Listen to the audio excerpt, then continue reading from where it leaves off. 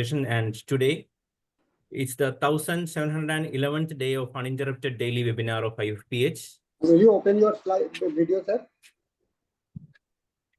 Today is the 1711th day of uninterrupted daily webinar of IFPH. Before beginning the session, let's have a silent prayer. Hello, doctors, students of homeopathy, and friends of homeopathy. Today is the 1711th day of uninterrupted daily webinar of IFPH. And today our guest speaker is Dr. DINSHA MURALI MD, Associate Professor, Department of Organon of Medicine and Homeopathic Philosophy, Government Homeopathic Medical College, Thiruvananthapuram. And today the topic is Healing Beyond Depigmentation, a case series of vitiligo managed with homeopathy. Let's welcome the speaker. So, good evening to all. And this is my first presentation in IFPH. And I would thank Dr. Manoj sir and Dr. Binduraj sir for giving me this platform. And we know that vitiligo is a very challenging disease with psychological as well as clinical problems. It is also a very important social stigma. So I am here now to present a few cases which I have come across in my practice, where I have got results managed with homeopathy. So we'll go to the session. So, healing beyond depigmentation, a case series on vitiligo managed with homeopathy.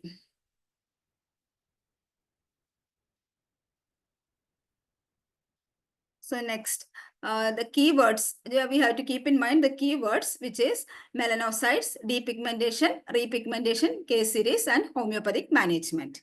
Now, I'll first give you a small abstract of the case, of these cases. That is, I have chosen 5 patients of variable age group with confirmed diagnosis of vitiligo, and the case was taken. These cases were taken in Hahnemannian case format, and it was repertorized, and the medicines selected were based on individual, and also we have considered the miasmatic as well as constitutional symptoms. And in some cases, a specific drug was also given when the symptoms corresponded. That I will say in the following slides. And the treatment responses were evaluated using serial clinical photographs, and the patients showed significant repigmentation in affected areas on a long-term basis. And these cases, actually, they demonstrated almost no disease progression. The cases are still under treatment, and the response to homeopathy suggests a possible role in immune modulation and melanocyte stimulation. When we compare this with the existing literature, I have seen that homeopathic individualized constitutional treatment offer a very greater hope in the treatment of vitiligo. So homeopathic treatment showing this promising results in managing vitiligo in my case. But I think further controlled studies are warranted to establish its efficacy and mechanism of action.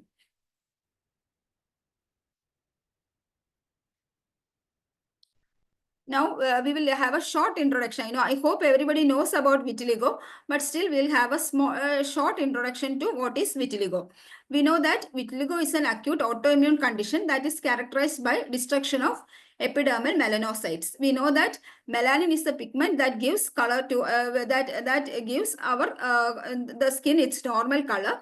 And these melanocytes, it is found in our skin. There are 3. That there are layers, that is epidermal layer, dermis, and subcutaneous tissue. And these melanocytes are found in the basal layer of the epidermis. And these melanocytes produce melanin from the melanosomes, and from these melanocytes, keratinocytes take this melanin and present it to the epidermis, which is responsible for pigmentation of the skin. So vitiligo is a condition where there is destruction to these melanocytes. And this destruction, it is actually the destruction, the pathophysiology is, it is actually polygenic, or it has a number of causes, and it is also complex, and moreover it is not, we cannot rely on a single cause, and the pathophysiology is very complex, that I will deal with in coming slides. And classically, vitiligo can be classified into segmental and non-segmental varieties, depending on the distribution of the skin depigmentation. That is, in non-segmental varieties, the variant means the whole of the body is affected with vitiligo, irrespective of the dermatomes. Whereas in segmental cases, segmental variants, vitiligo, it may be confined to a special dermatome. And there is also focal vitiligo, where it is only limited to a very few area. Then, regarding the etiology, we know that it is an acquired autoimmune condition, but exact etiology is not clearly understood. And this autoimmunity, we have seen that this vitiligo, it is associated with many autoimmune diseases like Addison's disease, type 1 diabetes mellitus, thyroid disease. But in ladies, it has been found that vitiligo is most commonly associated with thyroid autoimmune thyroiditis, Hashimoto's thyroiditis, and also goiter. And the epidemiology is, in the world population, it is only 1%, whereas in India and Africa, more percentage of people are affected with vitiligo. That is, in India, it is about 5 to 8%. And I think there is a connection between the dark skin people are more prone to this vitiligo. And there is a genetic predisposition is also seen, and family history, it possesses a higher risk. There are also cases, in my case, in which I have taken, there is no significant, in all the 5 cases, there is no significant family history. But studies show that genetic predisposition possesses a higher risk. See, this is all important in aspect, in not for we cannot prevent all this, but one thing we must understand, that when we understand this complex etiology, pathophysiology and etiology of this condition, and when we see that when our medicines respond to these conditions, we must know how far our medicine is very effective in combating these diseases. Especially, it goes to the cellular level, and also we know that it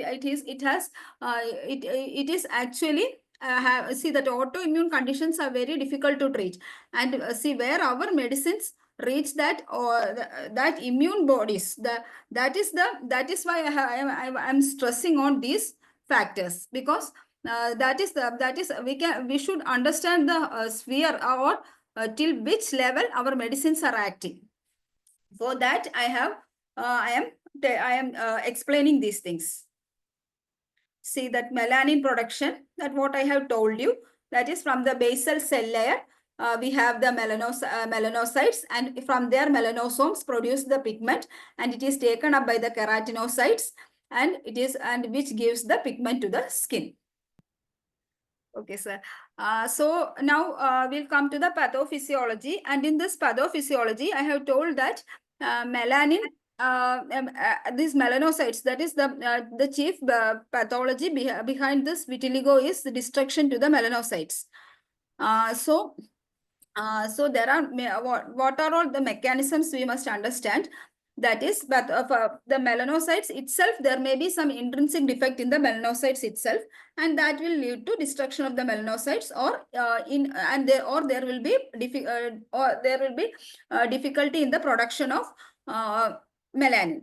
That is one reason. Then another reason is that there may be free radicals. That is, there is antioxidant mechanisms. That is, there may be presence of free radicals, especially the peroxides.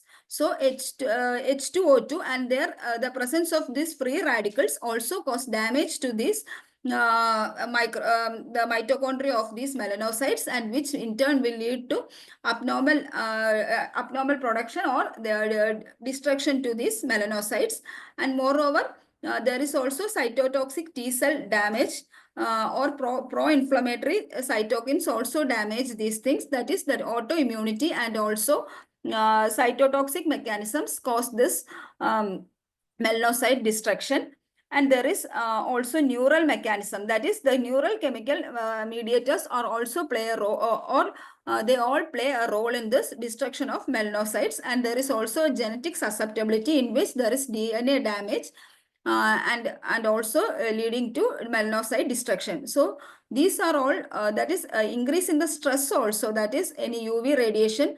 All these factors may lead to abnormal levels of this free radicals, which may lead to apoptosis of melanocytes. That is, abnormal melanocytes will be formed, and that will lead to apoptosis of the melanocytes. So we should understand this pathology, pathophysiology, as I told earlier, to understand the action of our to understand the action of our medicines. That is actually what I have told earlier, that it is not only a depigmentation, but it is healing beyond this depigmentation. So we'll see the clinical features from the first thing. We all know that it presents as hypopigmented or depigmented macule or patch. We know that macule is that is a flat lesion which is less than 10 millimeter or 1 centimeter in diameter, and patch is a flat lesion which is more than 1 centimeter in diameter. And we know that we have seen that in these vitiligo cases, there is a well demarcated margin. That is, there is we can clearly see that there is a correct marking where we can differentiate the normal skin from the vitiligo affected areas. And we know that there is the size also varies from small spots to large patches, and there is no particular shape. Sometimes, very rarely, there may be prurite. It may be pruritic or with itching or tingling, but that is a very rare feature. Next thing is Koebner phenomena. We know that is usually seen in vitiligo. That is onset of new lesions in areas of cutaneous injury or trauma. Where there is injury or trauma, that skin will appear, or they will start depigmentation. And there are in some cases we have seen that it may also affect the dermal follicles of hair follicles, and that also may be depigmented. And we can see the hair as streaks of depigmentation. And another risk, there is another risk, that is, or it is a complication, that is chorioretinitis. That is that choroid and also the retina may be inflamed, leading to risk of vision loss. Now, we know the diagnosis mainly consists of clinical diagnosis. We can just, by seeing the lesion itself, we can understand that it is a case of vitiligo. Then another diagnosis is Woodlamp's diagnosis. See the picture in the second picture, that is in a dark room, and this wood lamp, using this wood lamp, when we illuminate the area, we will see that it shows a bluish fluorescent tinge. And that is in other lesions also, the psoriatic lesions, sunburn, every lesions, we can use this test, but they all will appear. Each will have a specific pattern, and in this it is a blue fluorescence is seen. And even histopathology will also confirm the diagnosis of vitiligo. Now we'll move on to the cases. Now our aim, when the case came to me, my aim was actually to evaluate the clinical outcomes of individualized homeopathic treatment in patients with vitiligo through case series approach. Now our objective was to document baseline clinical features. That is, what were the clinical features of the case. And the next after that is the follow-up. How we follow up the case was at each visit, we were assessing the extent of repigmentation and symptom relief. See, we know that not only the patient presented not only depigmentation, but they had also other symptoms. that is individualistic symptoms. And also we have to explore the influencing factors on treatment outcome. Not all persons are affected equally by the treatment, and we have to find out what are the influencing factors on the treatment outcome, and also to evaluate the consistency and duration of response to homeopathic treatment. And the methodology was actually these all these cases are from my outpatient records, and these cases were taken in the prescribed Hahnemannian case taking format. This case was repertorized using synthesis. The individualistic medicine was given, but the mainly I have considered the miasmatic background, because see, we know that it has a very deep pathogenesis or pathophysiology, and so it is not we have to go deep. Only if we consider, if we go deep to the miasmatic background, we can get to the disease. This was complement actually and I had actually evaluated this using pictures, that is photographs at each visit. But later, now I know that I came to know that there are other methods for evaluating such persons. That is, one is VASI score and Vitiligo area scoring index. That is by using the palm method. That is using the hand unit, one hand unit. With the hand unit, we can estimate the area. That is VASI, Vitiligo area scoring index. And another method is to evaluate is VIDA, VIDA, Vitiligo activity score. Vitiligo activity score. And in this activity score, it is divided. There is very active, moderately active, slightly active, stable, and repigmenting. So using this VIDA score, we can understand each lesion, whether it is active, very active, moderately active, or repigmenting. So in further studies, I think we have to these scoring techniques will be very helpful. VIDA and VASI, VASI score and VIDA score. So in further studies, when we do along with this photograph, these scoring will also be helpful. Inclusion criteria, diagnostic case. I have included the diagnostic case of vitiligo. That is already they were diagnosed as vitiligo, and patients treated with individualistic homeopathic medicines with a minimum follow-up of 6 months. So at least 6 months. At least I have taken the case. I have shown here the series only with the minimum, at least where they have been following up with 6 months.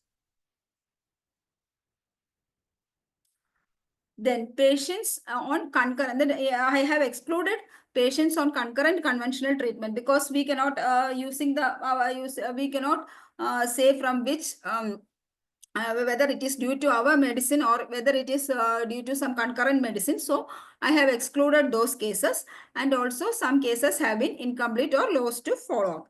And the main outcome parameters which we considered were degree of repigmentation and stability of that is stability of the lesions. That is, no new pigmentation is coming, and reduction in the spread of existing lesions.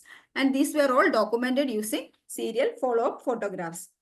See, the importance of photographs is that I will tell when we are discussing the cases. Now we'll go on to the cases. My first case, actually this was the case, case who came to me during the COVID time. And I was not at all confident, because it was, I think I have not even treated one vitiligo case. And I was, moreover, it was a generalized case of vitiligo, and it was and she was a very small child, and I did not know what to do, because I was also afraid whether the case, whether it would spread when we give medicines, whether this would come out and express itself, or it will be spreading. That I was very much worried. But the parents told that they had no other options than to stick here, because they have already done a lot of treatment, and they were not able to continue with those treatment, as they could not bear the financial burden of those treatment. And the child, when she came to me, she was 7 years old, and she presented with white spots around her eyes, around the both the border, outer border of both the eyes, and on her extremities. That is, there were lesions on her elbows, her knees. There were extensive lesion on her knees, foot, and also ankles, wrist, and even the palms were affected. But there was not much lesion, or there was not much discoloration of the lips, but there was a slight discoloration, but it was not that much visible. And they had tried at first, that is, the history they presented was, she presented with this white spots around the outer border of the eyes. That was the first lesion, and it appeared at the age of 3 years. Later, it spread to extremities. At first they tried homeopathic treatment for about a year, but since they did not get any change, they consulted various dermatologists at various areas of Trivandrum and Kollam. But there was not the slightest change. And even, and as I have told, they could not bear the financial burden. They have and also it was a COVID time, and they could not travel. They decided to take homeopathic treatment once more.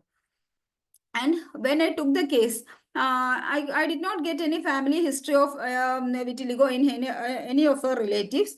And moreover, they have just when I repeatedly asked a question, we have to I wanted to find out. I thought that there may be something which may have because she's a very small child, and if she had like this attack, there may be a cause behind this. And again, when I was questioning her mother told that at the age of 2 years, I think, when before this lesion, about 5 to 6 months back, not or 4 to 6 months back, she was attacked. She had a very severe attack of viral conjunctivitis, and that was a very severe attack, and she was hospitalized.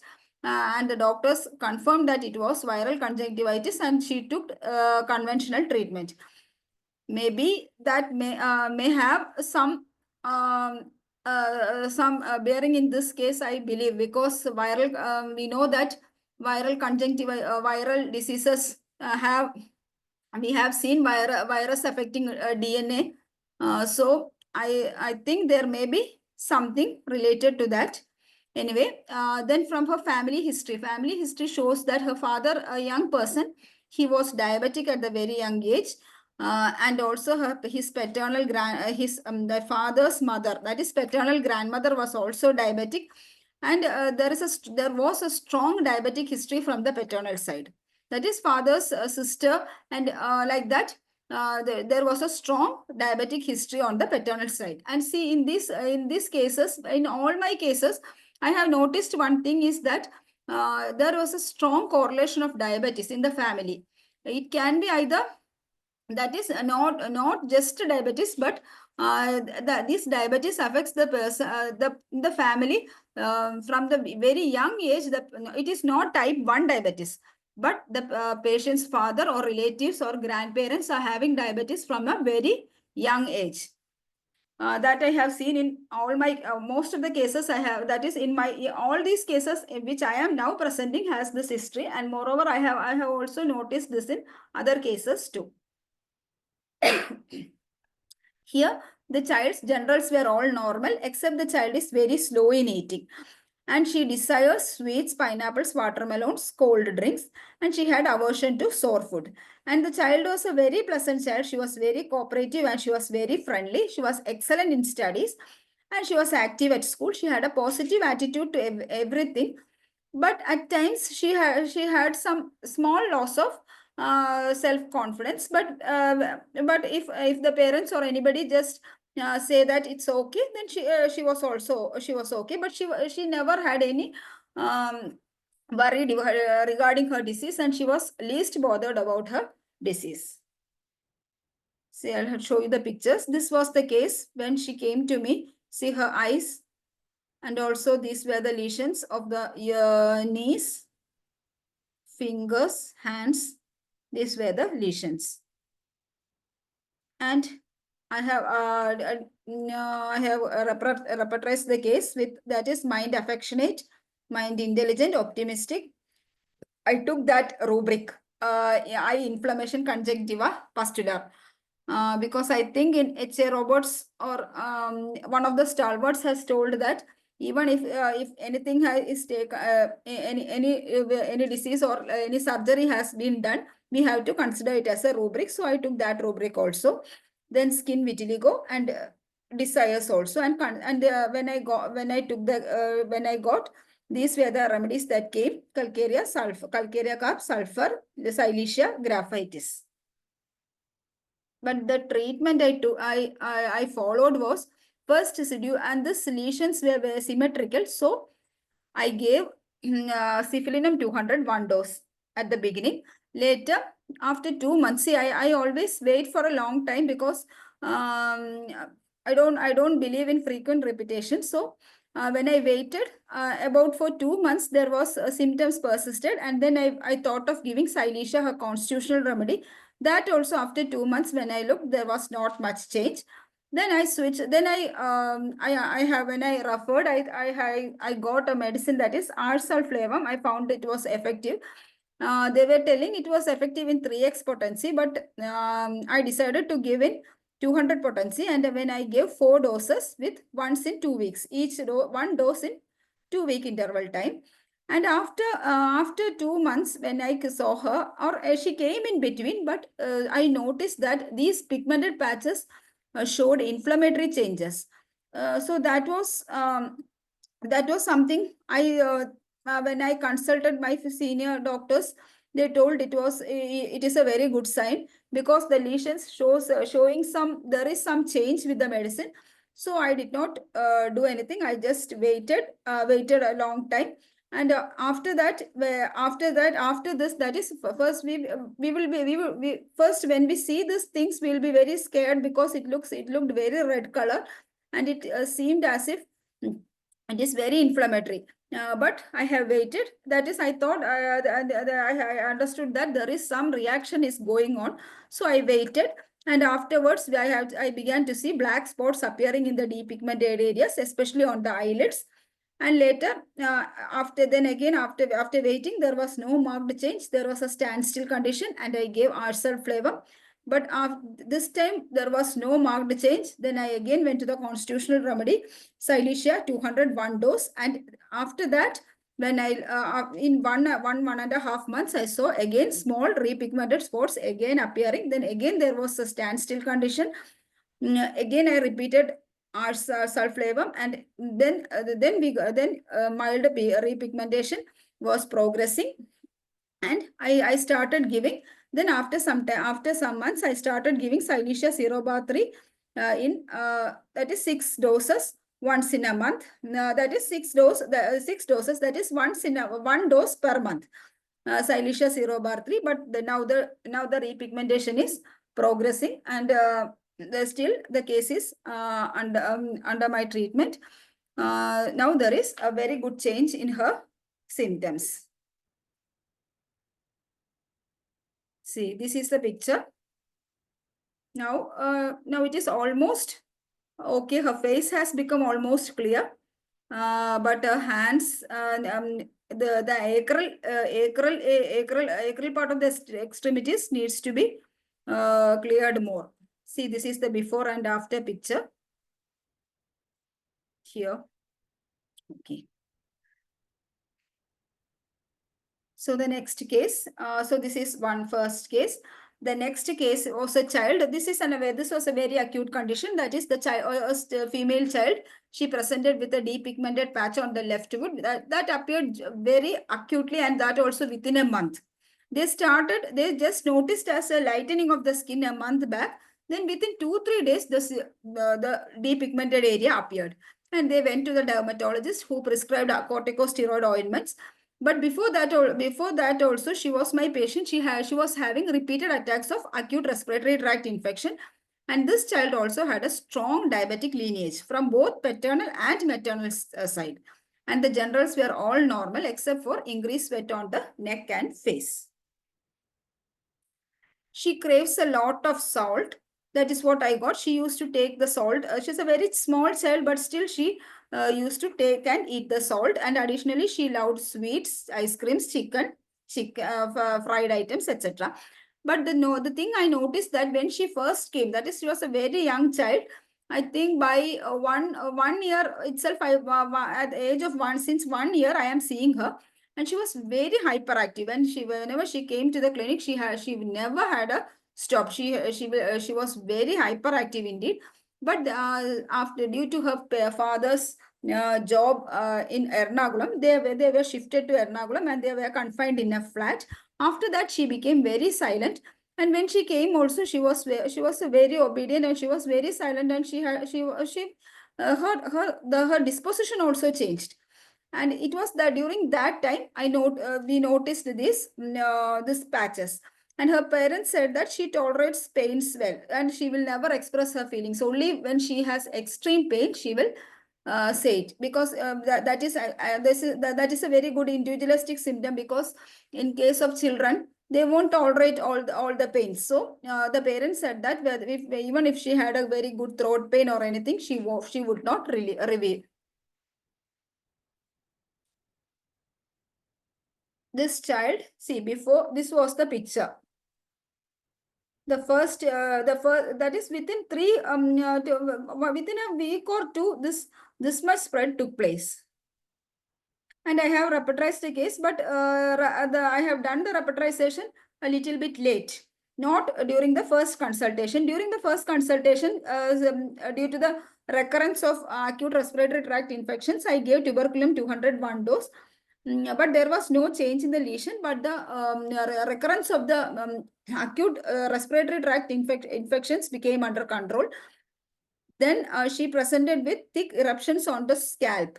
That was like a dandruff-like, and also there was thick scabs coming out of the scalp and arsenic flavum. And see, the repertorial result, I got both arsenic and sulfur were there in the repertorial chart. So I thought of giving arsenic flavum, and that also I gave once in 15 days.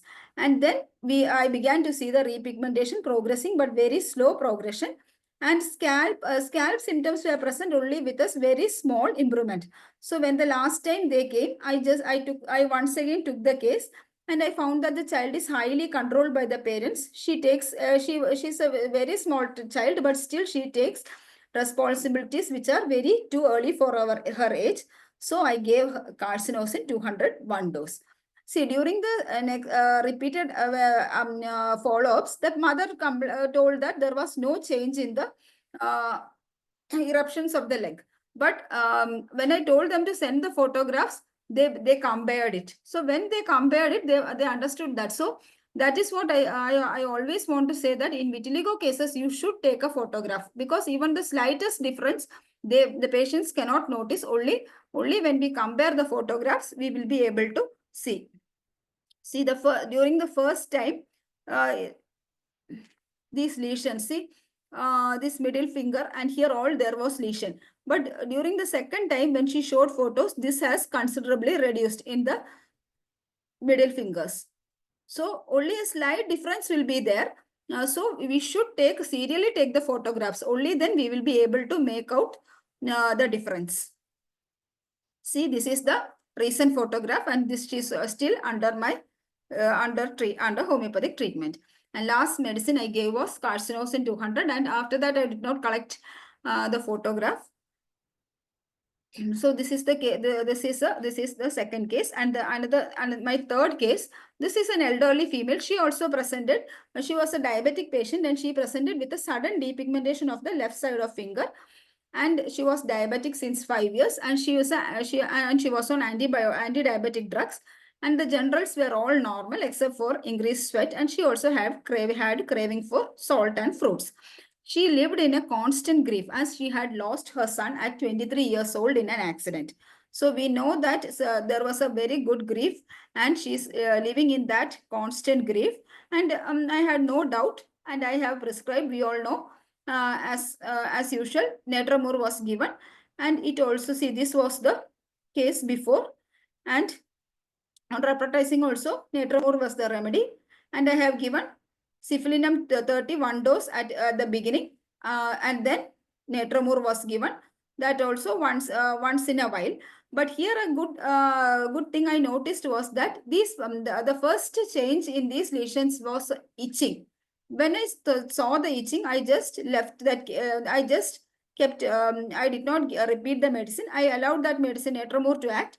And again, the itching increased. When the itching increased, I prescribed Natromur 200. After the itching, there became this depigmented patch began to be reduced and it started repigmentation. So in these lesions during the cure we will get we see in one case there was inflammatory change and this case there is itching.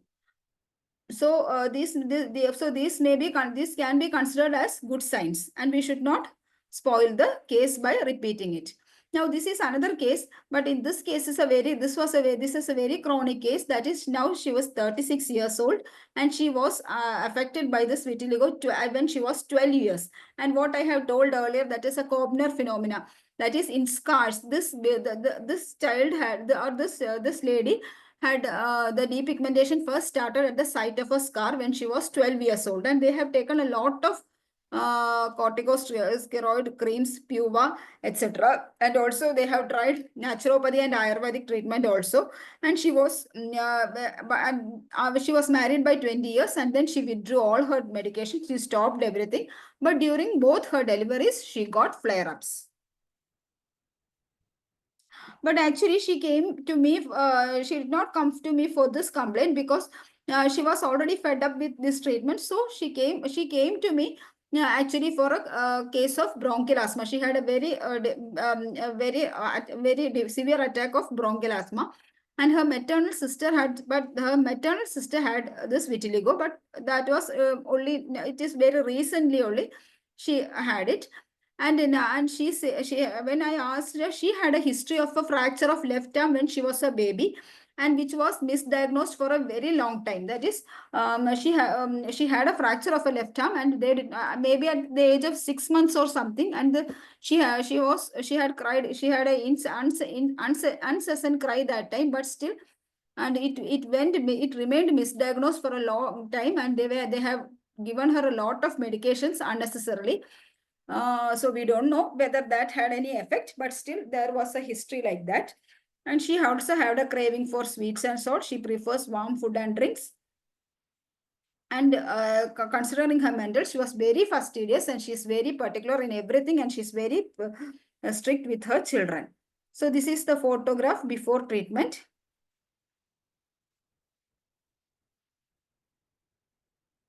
And on case taking, on repertorization, Arsal was found to be the remedy. And when I gave Arsal, breathing difficulty had a good relief. And I began noticing that the depigmented patches also started repigmentation. And I have given arsenic album, and there was a good relief in the depigmentation, and it all and many parts began, especially on the face, it started repigmenting. But breathing difficulty was under very good control. Then I gave her, considering her mental symptoms, I gave her carcinosin 1 dose, and again I continued with arsenic album 200.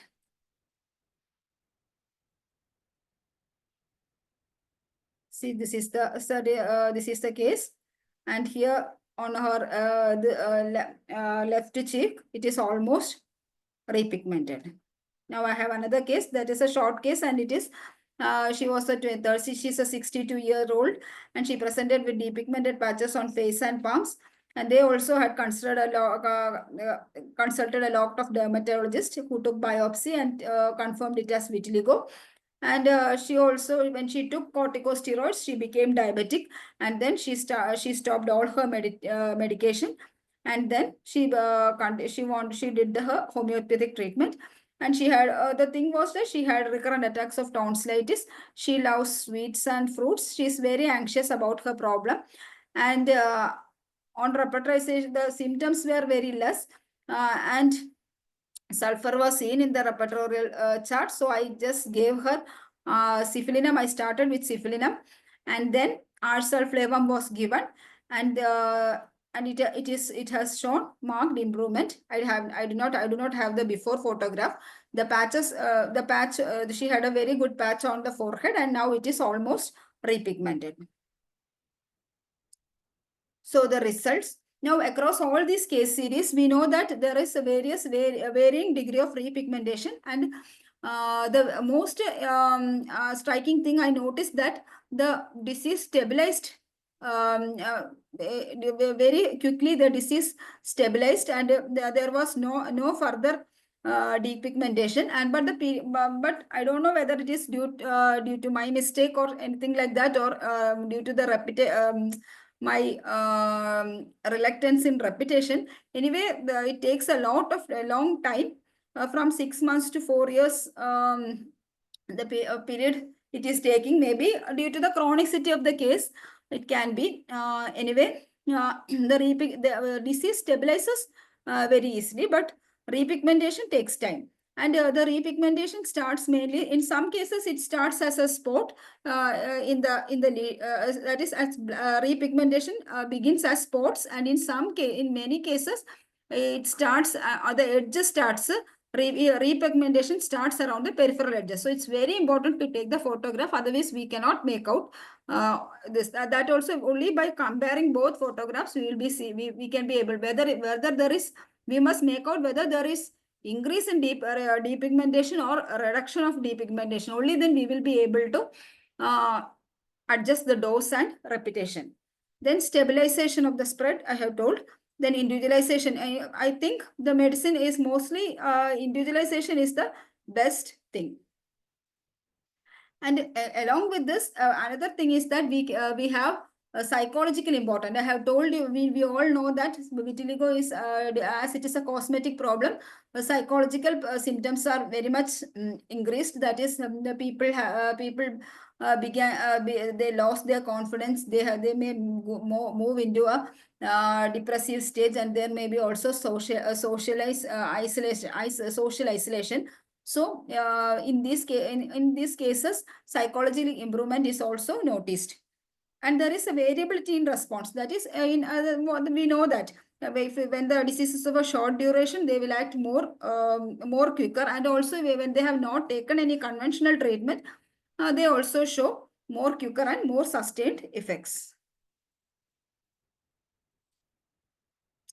And we know that by seeing these cases, we know that what I have told you that earlier, when we give these medicines, they contribute both to the improvement of clinical and psychological improvement.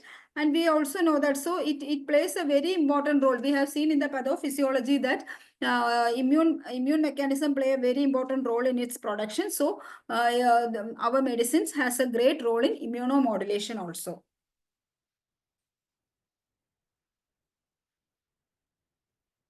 See, this is mine is a very small case series, but I think further research should be designed to validate these outcomes and explore the mechanism underlying homeopathic effect in vitiligo management. These are the references. I have also looked into certain journals, and in all those cases, there have been many multicentric observational study. So more controlled study is required, I think, for this more results. Okay, with this I conclude my case series.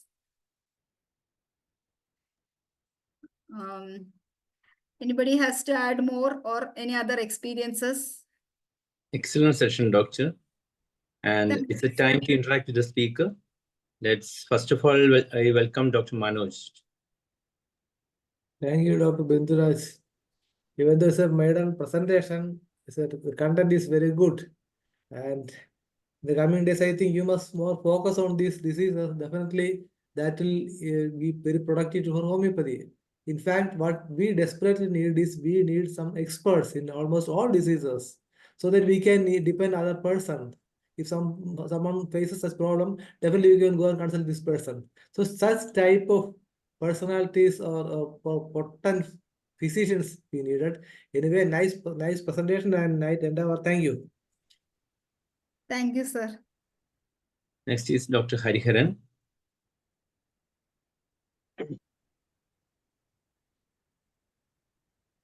Okay. Can you hear me, doctor? Yes, Yes. yes. Okay, very nice, doctor. Your attendees, very nice. And see, very difficult to cure this vitiligo, in my opinion, because I am also treating a lot of cases.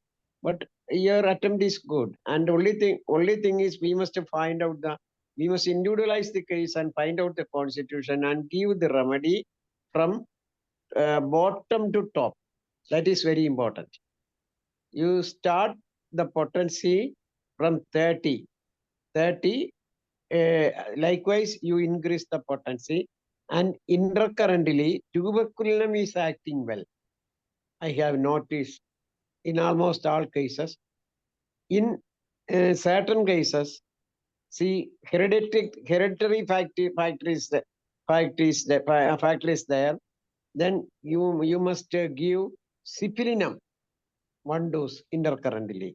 That will act very good in vitiligo cases. I think doctor started every case with syphilinum. Yes, sir. Ah, That is especially when it is symmetrical and when I feel that there is a deep syphilitic miasm in the history, I start with syphilinum. Thank you, doctor. And next is Dr. Ram Pravesh. Sure. Sir, please. Thank you, Dr. Bindu Raj ji and everyone. Namaskar. हमारे old चिकित्सक doctor Hariharan ji too late visible in video. So very thanks, Dr. Dinsha Murali. Very nice presentation. Thank you, Excellent sir. presentation. Thank you, sir. Vitiligo cause, main cause of vitiligo. 80% vitiligo cause intestinal and dysentery and jaundice, including burn.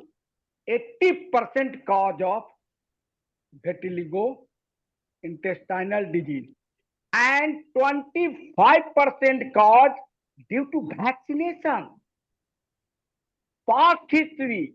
Past history is a very important history, and vaccination cause, and family history, and background of miasm. Without miasm, without tuberculum miasm, tuberculosis and bacillum, not cure the vitiligo. So vitiligo is a very difficult case. So very thanks, Dr. Dinsha Murali. Thank you. Nice. Thank you, doctor. Thank you, sir. Thank you, sir, for the both Hariharan sir and Ram Pravesh sir for your information. I will when I elicit the history, I will take into consideration these intestinal symptoms also, and also vaccination. That is really a good information for me. Thank you, sir. And it's great because a lot of perseverance and keen intellect is needed to watch these things while prescribing. And doctor, you have done it together. And it's time to conclude the session. I thank on behalf of IFPH, Dr. Dinsha and all who presented for this session.